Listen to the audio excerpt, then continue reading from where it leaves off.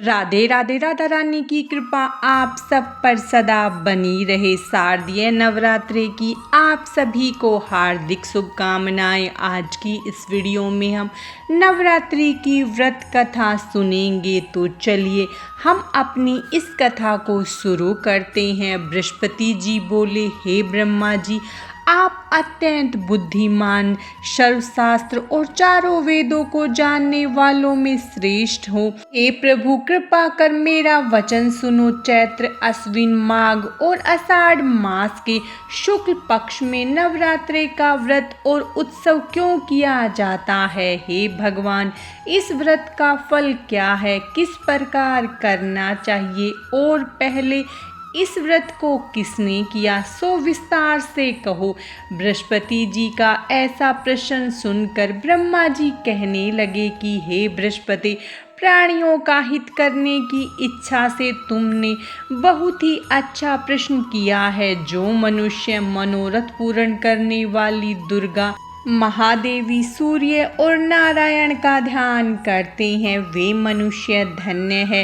यह नवरात्र व्रत संपूर्ण कामनाओं को पूर्ण करने वाला है। इसके करने से पुत्र चाहने वाले को पुत्र, धन चाहने वाले को धन, विद्या चाहने वाले को विद्या और सुख चाहने वालों को सुख मिल सकता है। इस व्रत को करने से रोगी मनुष्य का रोग दूर हो जाता है और कारागार में पड़ा हुआ मनुष्य बंधन से छूट जाता है। मनुष्य की तमाम विपत्तियां दूर हो जाती हैं और उसके घर में संपूर्ण संपत्तियां आकर उपस्थित हो जाती है। समस्त पापों को दूर करने वाले इस व्रत के करने से ऐसा कौन सा मनोरथ है जो सिद्ध नहीं हो सकता? जो मनुष्य इस अलभ्य मनुष्य देह को पाकर भी नवरात्र का व्रत नहीं करता, वह माता पिता से हीन हो जाता है, अर्थात उसके माता पिता मर जाते हैं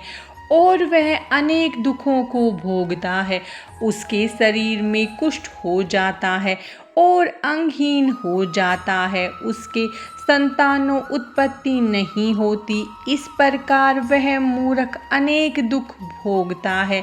इस व्रत को न करने वाला निर्दयी मनुष्य धन और धान्य से रहित हो भूख और प्यास के मारे पृथ्वी पर घूमता है और गूंगा हो जाता है। जो सुहागिन स्त्रियां भूल से इस व्रत को नहीं करती है, वह पति से हीन होकर नाना प्रकार के दुखों को भोगती है। यदि व्रत करने वाला मनुष्य सारे दिन का उपवास न कर सके तो एक समय भोजन करे और उस दिन बंधुओं सहित नवरात्र की कथा का श्रवण करे। हे बृहस्पति, जिसने पहले इस महाव्रत को किया है उसका पवित्र इतिहास मैं तुम्हें सुनाता हूँ, तुम सावधान होकर सुनो। इस प्रकार ब्रह्मा जी के वचन सुनकर बृहस्पति जी बोले, हे ब्रह्मा जी, मनुष्यों का कल्याण करने वाले इस व्रत के इतिहास को मेरे लिए कहो।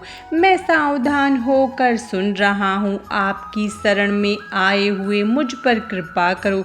ब्रह्मा जी बोले, पीठत नाम के मनोहर नगर में एक अनाथ नाम का ब्राह्मण रहता था। वह भगवती दुर्गा का भक्त था। उसके संपूर्ण सद्गुणों से युक्त मानो ब्रह्मा की सबसे पहली रचना हो, ऐसी यथार्थ नाम वाली सुमति नाम की एक अत्यंत सुंदर कन्या पैदा हुई। वह कन्या सुमति अपने घर के बालकपन में अपनी सहेलियों के साथ क्रीड़ा करती हुई इस प्रकार बढ़ने लगी जैसे शुक्ल पक्ष में चंद्रमा की कला बढ़ती है। उसका पिता प्रतिदिन दुर्गा जी की पूजा और होम किया करता था। उस समय वह भी नियम से वहां उपस्थित होती थी।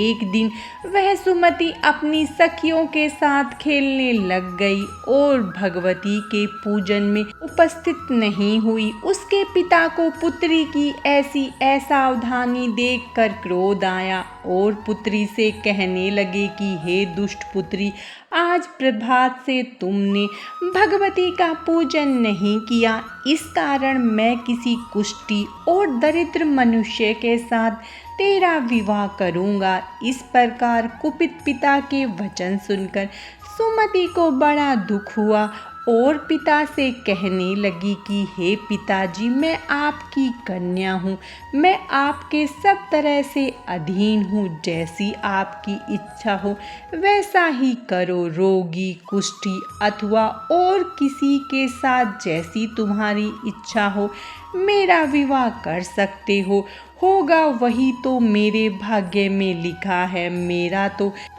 तो इस पर पूर्ण विश्वास है। मनुष्य ने जाने कितने मनोरथों का चिंतन करता है, पर होता वही है जो भाग्य में विधाता ने लिखा है। जो जैसा करता है उसको फल भी उसी कर्म के अनुसार ही मिलता है, क्योंकि कर्म करना मनुष्य के अधीन है पर फल देव के अधीन है। जैसे अग्नि में पड़े हुए त्राणदी उसको अधिक प्रदीप्त करते हैं, उसी तरह अपनी कन्या के ऐसे निर्भयता से कहे वचन सुनकर उस ब्राह्मण को अधिक क्रोध आया। तब उसने अपनी कन्या का एक कुष्ठी के साथ विवाह कर दिया और अत्यंत क्रुद्ध होकर पुत्री से कहने लगा कि जाओ जाओ, जल्दी जाओ, अपने कर्म का फल भोगो। देखें केवल भाग्य भरोसे पर रहकर क्या करती है। इस प्रकार से कहे हुए पिता के कटु वचनों को सुनकर सुमति अपने मन में विचार करने लगी कि अहो, मेरा बड़ा दुर्भाग्य है जिससे मुझे ऐसा पिता मिला। इस तरह अपने दुख का विचार करती हुई वह सुमति अपने पति के साथ वन चली गई और भयानक वन में कुशायुक्त उस स्थान पर उन्होंने वह रात बड़े कष्ट से व्यतीत की। उस गरीब बालिका की ऐसी दशा देखकर भगवती पूर्व पुण्य के प्रभाव से प्रकट होकर सुमति से कहने लगी कि हे दीन ब्राह्मणी, मैं तुम पर प्रसन्न हूँ, तुम जो चाहो वर मांग सकती हो। मैं प्रसन्न होने पर मनवांछित फल देने वाली हूँ। इस प्रकार भगवती दुर्गा का वचन सुनकर ब्राह्मणी कहने लगी कि आप कौन है जो मुझ पर प्रसन्न हुई, यह सब मेरे लिए कहो और अपनी कृपा दृष्टि से मुझ दीन दासी को कृतार्थ करो। ऐसा ब्राह्मणी का वचन सुनकर देवी कहने लगी कि मैं आदि शक्ति हूँ और मैं ही ब्रह्मा, विद्या और सरस्वती हूँ। मैं प्रसन्न होने पर प्राणियों का दुख दूर कर उनको सुख प्रदान करती हूँ। हे ब्राह्मणी, मैं तुझ पर तेरे पूर्व जन्म के पुण्य के प्रभाव से प्रसन्न हूँ। तुम्हारे पूर्व जन्म का वृत्तांत सुनाती हूँ, सुनो। तुम पूर्व जन्म में भील की स्त्री थी और अति पतिव्रता थी। एक दिन तेरे पति निषाद ने चोरी की। चोरी करने के कारण तुम दोनों को सिपाहियों ने पकड़ लिया और ले जाकर जेल खाने में कैद कर दिया। उन लोगों ने तेरे को और तेरे पति को भी भोजन नहीं दिया। इस प्रकार नवरात्र के दिनों में तुमने न तो कुछ खाया न ही जल पिया, इसीलिए 9 दिन तक नवरात्र का व्रत हो गया। हे ब्राह्मणी, उन दिनों में जो व्रत हुआ उस व्रत के प्रभाव से प्रसन्न होकर तुम्हें मनोवांछित वस्तु दे रही हूँ। तुम्हारी जो इच्छा हो सो मांगो। इस प्रकार दुर्गा के कहे हुए वचन सुनकर ब्राह्मणी बोली कि अगर आप मुझ पर प्रसन्न है तो हे दुर्गे, आपको प्रणाम करती हूँ। कृपा करके मेरे पति के कोढ़ को दूर करो। देवी कहने लगी कि उन दिनों में जो तुमने व्रत किया था उस व्रत के एक दिन का पुण्य अपने पति का कोढ़ दूर होने के लिए अर्पण करो। मेरे प्रभाव से तेरा पति कोढ़ से रहित हो सोने के समान शरीर वाला हो जाएगा। ब्रह्मा जी बोले। इस प्रकार देवी का वचन सुनकर वह ब्राह्मणी बहुत प्रसन्न हुई और पति को निरोगी करने की इच्छा से ठीक है ऐसा बोली। तब तक उसके पति का शरीर भगवती दुर्गा की कृपा से कुष्ठहीन होकर अति कांति युक्त हो गया, जिसकी कांति के सामने चंद्रमा की कांति भी क्षीण हो जाती है। वह ब्राह्मणी पति की मनोहर देह को देखकर देवी को अति पराक्रमी वाली समझकर स्तुति करने लगी कि हे दुर्गे, आप दुर्गत को दूर करने वाली, तीनों जगत का संताप हरने वाली, समस्त दुखों को दूर करने वाली, रोगी मनुष्यों को निरोग करने वाली, प्रसन्न होने पर मनोवांछित वस्तु को देने वाली और दुष्ट मनुष्यों का नाश करने वाली हो। तुम ही सारे जगत की माता और पिता हो। हे अम्बे, मुझ अपराध रहित अबला की मेरे पिता ने कुष्ठा के साथ विवाह कर मुझे घर से निकाल दिया। उसकी निकाली हुई पृथ्वी पर घूमने लगी।